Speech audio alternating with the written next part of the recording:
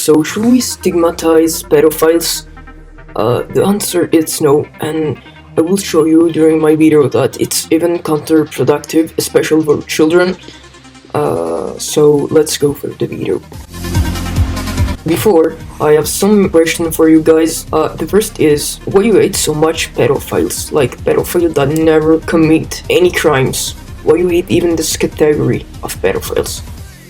Second question is, why you consider LGBT people normal and not pedophiles? If you bring me the argument that yes, LGBT people is consensual, I will say you that there is nothing to do because normality is a statistic notion. It's not a moral. So, what is be a pedophile? According to the DSM-5, the manual defines it as a paraphilia involving intense and recurrent sexual.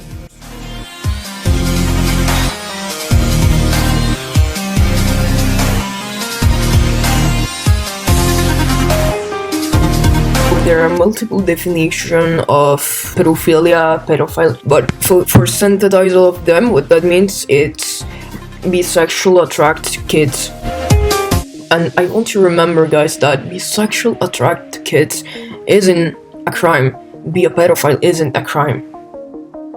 What is a crime? It's raping them, it's sexual abuse them, and all of this stuff. When someone commit these crimes, we have to call him child molester or pedocriminal. Basically, pedocriminal means the same thing as child molester. So, a child molester is not necessarily a pedophile, but it's someone that commit a crime against a sexual crime against children. The child molester could be a situational child molester.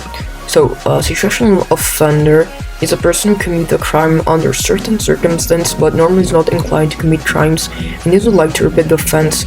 In sex crime, a situational sex offender is one whose offense is associated with situational sexual behavior. Sexual behavior different from the person's usual habits.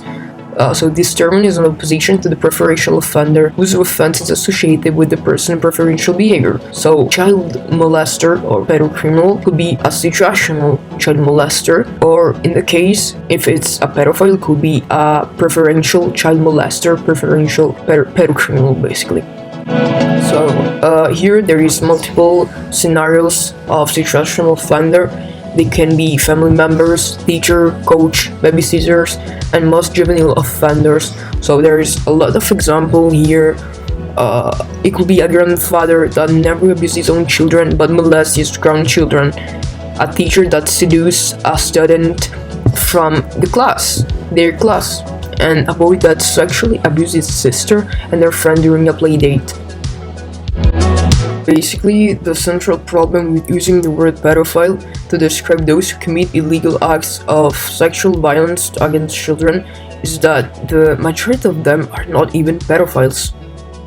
According to RAIN, Rape, Abuse, Incest National Network, child sexual abuse in most cases is the result of abusive behavior that takes advantage of child's vulnerability and is in no way related to the sexual interest of the abusive person.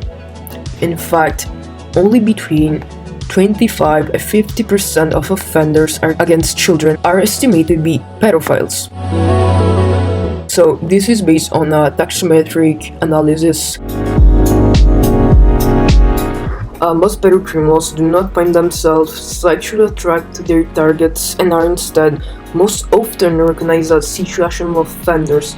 Many members of society, including the potential targets of this abuse and adults who may be looking to protect these young people, such as parents, grandparents, etc., mistakenly spend their time looking out for the nasty pedophilic stranger at the park, rather than diligently observing those who find themselves closely involved with the child and his family. In conclusion, a pedocriminal isn't necessarily a pedophile. It could be a situational offender, and in the case of a pedophile, isn't necessarily a pedocriminal. Okay, now let's talk about the stigma that pedophiles suffer and the consequences of the stigma on the emotional, mental, and decisional aspects. But first, let's define A stigma. What is a stigma? It's very simple. A stigma is referred to an attribute that is deeply discrediting. Stigmatization is the action of describing or regarding someone or something as worthy of disgrace or great disapproval. So you can be stigmatized because of your sexual orientation, mental disorders, skin color, etc., etc. You guys have to know that when you stigmatize this group, it's have severe consequences and could affect indirectly kids. So we have consequences of the motivation to seek mental care service. They refuse to seek therapy even when they need and desire. There is other consequences, but I will not say that here. The link of the study is in the description. So we have consequences on the social functioning. So, for example, they experience social withdrawal and loneliness.